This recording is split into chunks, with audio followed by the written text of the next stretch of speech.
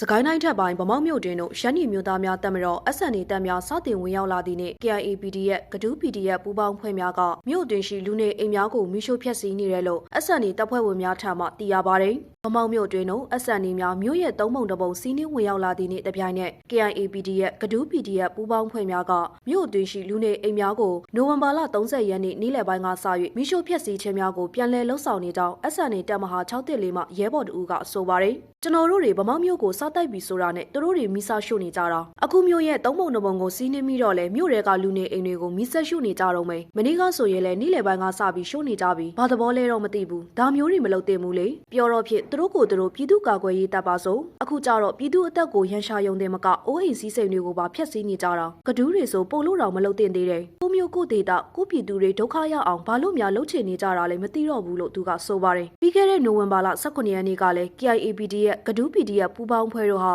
ဗမောက်မြို့ရှိနေဆက်ဒေသနဲ့တိုင်းသားလူမျိုးများဖွံ့ဖြိုးတိုးတက်ရေးကြောင်းနာတလကြောင်းအားမိရှို့ဖျက်ဆီးက၎င်းတို့စုခွာရလမ်းတစ်လျှောက်ရှိလူနေအိမ်များကိုလည်းမိရှို့ဖျက်ဆီးသွားတယ်လို့သိရပါတယ်